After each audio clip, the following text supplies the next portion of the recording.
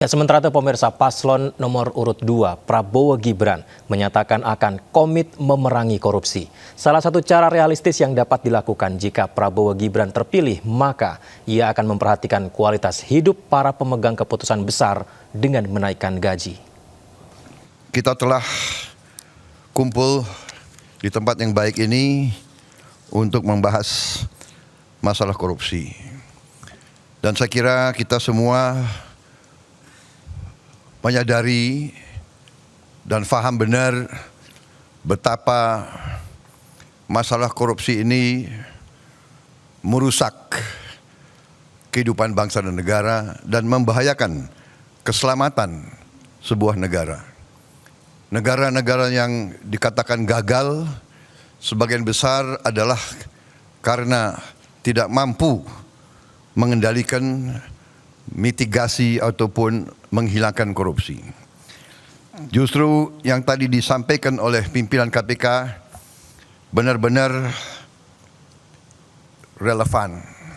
Kita faham justru negara seperti kita yang hidupnya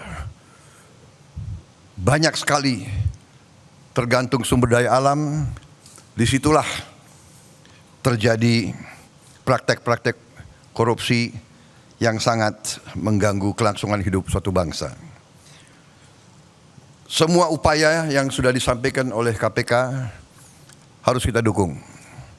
Dan saya bertekad untuk mendukung dan untuk manakala saya nanti bersama saudara Gibran menerima mandat dari rakyat, saya bertekad untuk memimpin upaya pemberantasan korupsi dengan sungguh-sungguh dan dengan total, saudara-saudara sekalian.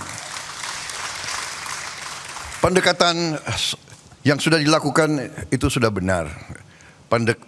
Pendekatan pendidikan, kemudian pencegahan dan penindakan. Itu sudah benar, harus kita tingkatkan. Tetapi saya memandangnya dari segi sistemik, dari segi realisme. Jadi menurut pandangan saya, kita harus dengan secara realistis mengatur kualitas hidup semua pengambil keputusan yang mengendalikan roda pemerintahan, terutama yang memegang anggaran besar. Kualitas hidupnya ini harus dijamin dan diperbaiki. Contoh, hakim di negara-negara yang maju yang harus kita pelajari, hakim-hakim, apalagi hakim tertinggi, hakim agung, itu dijamin jabatannya seumur hidup. Dia hanya bisa berhenti apabila dia sakit, dia minta berhenti atau dia meninggal. Itu di Amerika, itu di Inggris. Kemudian Ketua Mahkamah Agung adalah pejabat negara yang gajinya tertinggi.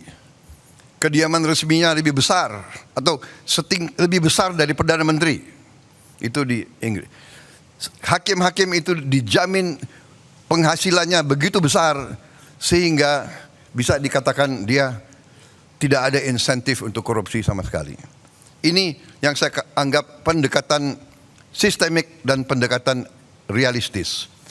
Pejabat-pejabat yang memegang anggaran besar, kualitas hidupnya dan penghasilannya harus sesuai. Sekarang direksi perusahaan swasta, bahkan perusahaan BUMN, gajinya jauh lebih besar dari Panglima TNI, dari dirjen-dirjen, dari menteri-menteri yang memegang anggaran negara yang triliunan. Ini saya kira harus kita mendekatinya secara realistis. Ini keyakinan saya. Jadi kita perbaiki kualitas hidup, kita tingkatkan gaji-gaji semua pejabat, semua penyelenggara negara. Kita mampu, saya sudah hitung dengan tim pakar saya, Indonesia negara kaya bukan negara miskin. Kita mampu, kita tingkatkan kualitas hidupnya, kita jamin kualitas hidupnya dengan berbagai sistem. Dengan demikian kita tegakkan semua undang-undang yang perlu ditegakkan. Bila perlu pembuktian terbalik, tidak perlu kita tunggu delik pengaduan, tetapi seorang pejabat yang mau menjabat jabatan penting harus transparan, harus bisa dilihat. Karena itu saya sangat dukung LHKPN untuk ditegakkan dan diberi sanksi manakala LHKPN itu tidak jujur. Semua kekayaan harus dilaporkan. Jadi intinya demikian, pendekatan secara realistis, sistemik. Kita perbaiki kualitas hidup, kita jamin kualitas hidup sehingga tidak terjadi suatu hal yang tidak masuk akal. Sebagai contoh, pejabat yang mengendalikan anggaran kontrak-kontrak besar itu diperlakukan sama dengan pejabat yang tidak punya tanggung jawab sebesar itu. Ini saya melihat sehari-hari di lingkungan tanggung jawab saya. Di Kementerian Pertahanan ada pejabat yang mengendalikan triliunan dalam kontrak-kontrak. Pangkatnya sama dengan pejabat yang kerjanya rutin. Ini saya ajukan sudah 2-3 tahun untuk jabatannya dinaikkan, mungkin tidak dari segi gaji, tapi dari segi penghormatan. Saya mau usulkan pejabat-pejabat di Kementerian Pertahanan yang mengendalikan anggaran begitu besar diberi bintang 3. Tapi sampai sekarang ya mungkin birokrasi dan sebagainya masih belum tembus. Itu pertama, jadi sistemik pendekatan. Yang kedua menurut saya adalah kehendak politik, political will. Tadi saya sependapat dengan Pak Anies tadi, harus dari atas.